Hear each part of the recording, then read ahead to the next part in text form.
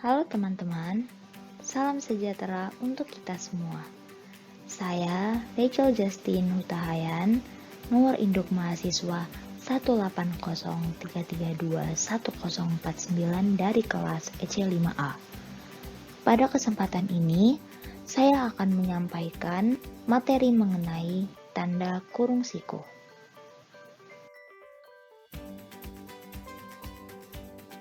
Pertama-tama, kita harus mengetahui pengertian dari tanda kurung sendiri. Apa itu tanda kurung?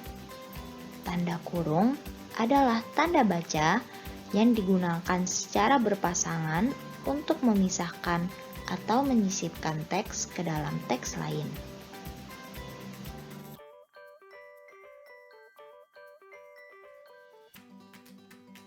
Tanda kurung terbagi dalam 4 jenis, yaitu tanda kurung atau kurung lengkung, tanda kurung siku atau kurung tegak, tanda kurung kurawal, dan tanda kurung sudut.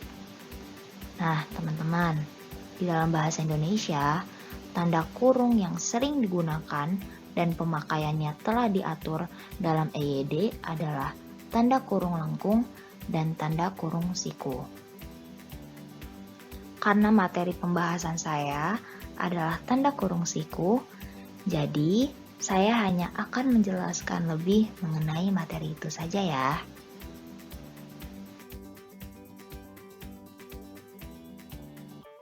Penjelasan tanda kurung siku. Tanda kurung siku dipakai untuk mengapit huruf, kata, atau kelompok kata sebagai koreksi atau tambahan pada kalimat atau bagian kalimat yang ditulis orang lain. Tanda kurung siku menyatakan bahwa kesalahan atau kekurangan itu memang terdapat di dalam naskah asli. Nah, maka dari itu, tanda baca ini sering digunakan oleh editor untuk menandai kesalahan pada kalimat yang disuntingnya.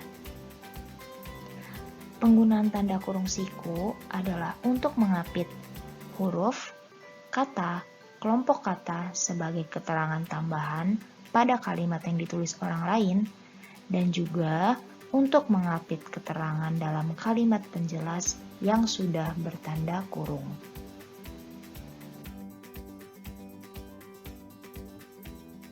Oke, contoh yang pertama adalah contoh dari penggunaan tanda kurung siku untuk mengapit huruf, kata, kelompok kata sebagai keterangan tambahan pada kalimat yang ditulis orang lain. Pertama,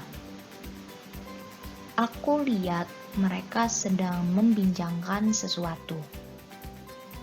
Nah, teman-teman, jika kita perhatikan ada satu kata yang penulisannya salah atau dalam bahasa lain terdapat typo, yaitu pada kata lihat. Kata tersebut kekurangan satu huruf, yaitu huruf H. Untuk memperlihatkan kesalahan tersebut dan sekaligus menunjukkan koreksi, digunakan tanda kurung siku seperti yang sudah tertulis. Contoh yang kedua sama seperti contoh yang pertama, yaitu kekurangan satu huruf. Seperti yang dapat kita lihat, kesalahannya terdapat pada kata menuli, yang dimana seharusnya kata tersebut adalah menulis. Kita lanjut ke contoh yang ketiga. Ibu memberi kado sepatu futsal Budi sebagai hadiah ulang tahun. Kedengarannya aneh ya. Kenapa terdengar aneh? Karena kekurangan satu kata, yaitu kata kepada. Maka dari itu harus direvisi agar menjadi kalimat yang benar. Hasil kalimat yang sudah direvisi akan menjadi seperti ini. Ibu memberi kado sepatu futsal kepada Budi sebagai hadiah ulang tahun.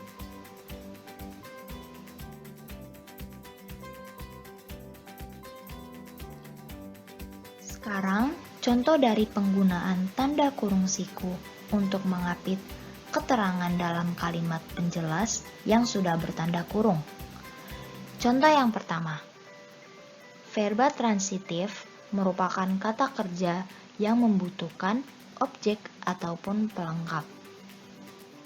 Setelah direvisi, akan menjadi seperti ini. Verba transitif merupakan kata kerja yang membutuhkan objek ataupun pelengkap. Buka kurung lengkung, contoh dijelaskan pada lampiran 3. Buka kurung siku, lihat halaman 25. Tutup kurung siku, lalu tutup kurung lengkung. Lalu ada contoh yang kedua. Nah, contoh yang ini sama ya seperti contoh yang pertama.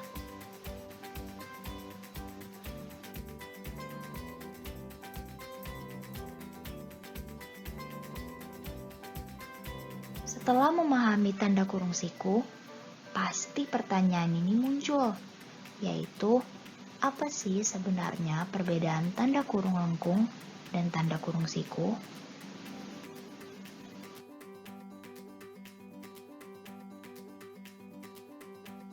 Terdapat perbedaan utama antara ketentuan EYD. Perbedaan tersebut adalah sebagai berikut. Tanda kurung lengkung digunakan untuk mengapit penjelasan yang bukan bagian utama kalimat, dan juga digunakan untuk mengapit angka atau huruf yang merupakan urutan keterangan. Kalau tanda kurung siku digunakan untuk mengapit keterangan dalam kalimat penjelas yang sudah bertanda kurung dan juga digunakan sebagai penanda kesalahan yang terdapat dalam naskah atau sumber asli.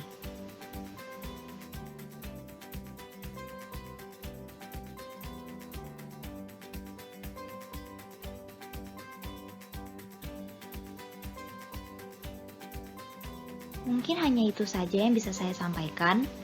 Saya berharap presentasi yang saya berikan dapat bermanfaat bagi kita semua. Jika ada kekurangan atau kesalahan, tolong dimaafkan. Atas perhatiannya, saya ucapkan terima kasih.